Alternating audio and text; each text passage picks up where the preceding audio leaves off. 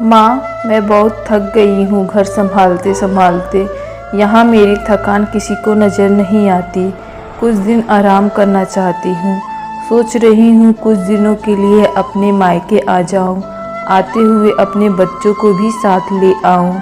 वे वहीं से स्कूल चले जाएंगे। आखिर एक ही शहर में ससुराल और मायका होने का कुछ तो फ़ायदा मिले। नम्रता ने फ़ोन पर अपनी माँ से कहा। पार्वती जी ने दूसरी तरफ से कहा, हाँ बेटा, जब तेरी इच्छा हो आ जाना। आखिर ये तेरा भी घर तो है। ठीक है माँ, तो मैं कल ही आ जाऊंगी। नम्रता खुश होकर बोली। हाँ बेटा, कल आ जाओ, मैं तुम्हारा इंतज़ार करूंगी। अभी मैं फ़ोन रखती हूँ, मुझे मंदिर भी जाना है। कमला जी ने फ़ोन रख दिया और सीधे किचन में गई।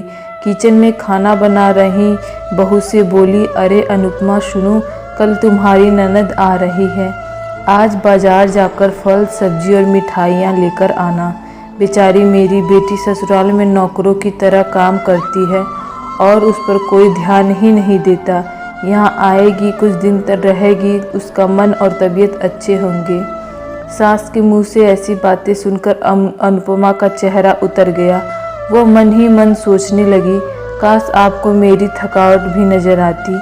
मैं भी दिन रात झाड़ू पोछा, बर्तन, खाना बनाना, मार्केट जाना और हर वह काम करती हूँ जिससे हमारे परिवार वालों को कोई दिक्कत न हो। काश आप मुझ पर भी ध्यान दे पाती। आपकी बेटी तो जब मन में आता है तब यहाँ आ जाती है, लेकिन मैं साल में एक बार ही अपने माँ के पास जाती हूँ, तब भी आपको प्रॉब्लम होती है। मैं भी इंसान हूँ, मेरा भी मन है। मुझे लगता है कि अपनी माँ के पास जाकर थोड़ा आराम करूँ, सुख दुख की दो चार बातें करूँ, अपना मन हल्का करूँ। भगवान अब तुम ही कुछ करो ताकि मेरी सास की आंखें खुले और मेरी थकावट भी नजर आए। शाम तक भगवान ने जैसे अनुपमा की सुन ली और उसकी ननद का फ़ोन आया। ननद ने अपनी माँ से कहा कि उसकी सास ने उसे मायके आने के लिए मना कर दिया है, इसलिए इस बार वो नहीं आ सकती। पार्वती जी बोली, ऐसे कैसे मना कर दिया? पहले तो कभी वो तुम्हें आने के लिए नहीं रोकती थी, इस बार भला क्या हो गया? लाओ मेरी बात कराओ, उससे मैं समझाती हूँ। नम्रता ने फ़ोन अपनी सास के पास दे दिया। पार्वती जी ने कहा, नमस्कार समधन जी, आपसे कुछ कहना था। समधन जी ने कहा, कहिए। दरअसल नम्रता कल त्यौहार है, इसलिए अपने मायके आना चाहती है। अगर आप उसे भेज दे तो अच्छा रहेगा। नम्रता की सास ने कहा, देखिए समधन जी, आपकी बेटी मायके जाकर रहे, इस बात के लिए हमने उसे कभी नहीं रोका और इस बात से हमें कोई प्रॉब्लम भी नहीं है। कुछ दिनों पहले मैं अपने रिश्तेदार के शादी में गई थी। वहाँ आपकी बहू अनुपमा की माताजी से मिलने का मौका मिला। उनसे गपशप करने के दौरान उनकी बातों से पता चला कि अनुपमा को साल में एक बार ही अपने मायके जाने को मिलता है और वो भी बहुत कम समय के लिए। मुझे लगता है कि आपको पहले अनुपमा को उसके मायके भेज देना चाहिए और जब मायके होकर आएगी तब मैं नम्रता को आपके पास भेज दूंगी। एक बहुत ही ज़रूरी बात जो मुझे लगता है आपको समझ लेनी चाहिए कि आपको अपनी बहू को भी बेटी की तरह या बेटी से भी ज़्यादा प्यार देना चाहिए।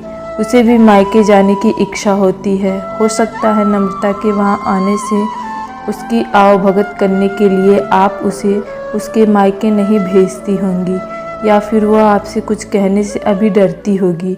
अगर आप उसको घर में ही कैद रखोगी तो एक दिन ऐसा आएगा जब वह आपके खिलाफ़ बोलने लगेगी, फिर वह आपकी सुनेगी भी नहीं और जब चाहे तब अपने मायके जाएगी।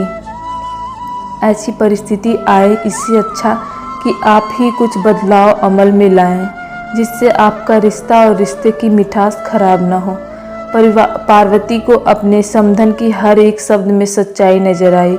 उसे महसूस हुआ कि उन्होंने अपनी बेटी के प्यार में अंधे होकर कभी भी अपनी बहू के मन का विचार नहीं किया। उन्होंने हमेशा ही अपनी बेटी को अपनी बहू से ऊपर रखा। दूसरी तरफ नम्रता भी अपनी भाभी के बारे में हो रही इस बातचीत को सुन रही थी। उसने भी रियलाइज़ किया कि वह कभी भी अपनी भाभी के साथ ठीक से बात नहीं करती और जब जब अपने मायके जाती तो भाभी थोड़ी उदास रहती। पार्वती जी ने अपनी बहू को बुलाया और उससे कहा कि अनुपमा, कुछ दिनों के लिए नम्रता नहीं आने वाली है, इसलिए पहले तुम अपने मायके होकर आ जाओ। यह सुनते ही अनुपमा का चेहरा खिल गया, क्योंकि यह पहली बार था जब उसकी सास ने सामने से उसे अपने मायके जाने के लिए कहा था। अगले दिन अनुपमा अपने मायके गई और इस बार 1-2 दिन नहीं, पूरे हफ्ते भर रहकर आई। अपने माँ बाप से, अपने रिश्तेदारों से मिलकर आई और जब वह लौट कर आई तो उसका चेहरा खिला हुआ था, उसकी आंखें चमक रही थी। अनुपमा के आने के बाद नम्रता भी अपने मायके आई और इस बार वो खुद सामने से अपनी भाभी से खुशी खुशी मिली और अच्छे से बात की। नम्रता ने अपनी माँ से बात करके उन्हें भी अच्छे से समझने में मदद की कि वे कहीं न कहीं अनुपमा के साथ गलत व्यवहार कर रहे थे। दूसरी तरफ अनुपमा अपने ससुराल वालों के बदले रवैया से बहुत खुश थी। अब वह खुशी खुशी सबका ध्यान रखती और हर काम प्यार से करती। वो ध्यान रखती कि कोई भी ऐसी बात या काम न करे जिससे घर में तनाव का माहौल पैदा हो।